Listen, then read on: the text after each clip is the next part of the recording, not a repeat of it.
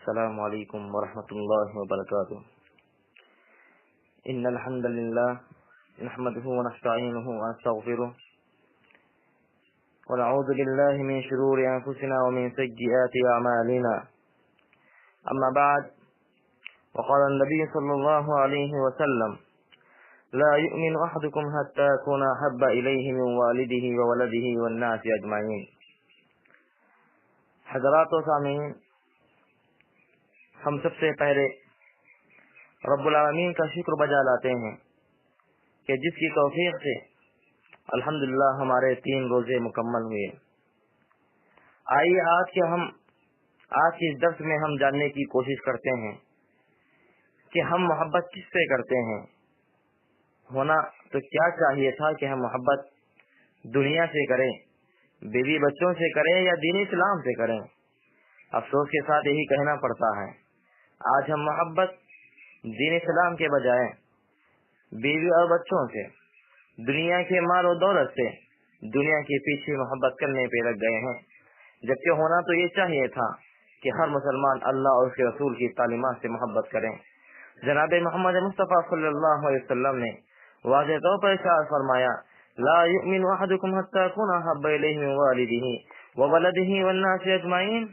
اے لوگوں، تم میں سے کوئی بھی شخص اس وقت تک مومن نہیں ہو سکتا جب تک کہ تم اپنے ماں باپ، بھائی بہن، بیوی بچے، دنیا کی تمام چیزوں سے زیادہ اللہ اور رسول سے محبت کرنے والے نہ بن جاؤ۔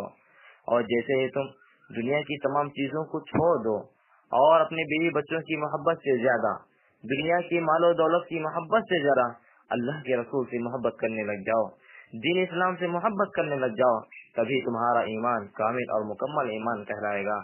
یاد رکھیے میرے بھائیوں، آج تو ہم نے دنیا کو اتنا ترجیح دے دیا ہے، دنیا کے پیچھے اتنا پڑ گئے ہیں۔ اللہ اکبر، نماز کا وقت ہوتا ہے، مؤذن کہتا ہے: حی علی الصلاۃ، آؤ نماز کی جانب، حی علی الفلاح، آؤ کامیابی کی جانب۔ ہم سنتے ہیں مگر نماز کے لیے اپنے قدموں کو آگے نہیں بڑھاتے ہیں۔ ماہ رمضان ایک عبادت کا مہینہ، برکتوں والا مہینہ کہلاتا ہے۔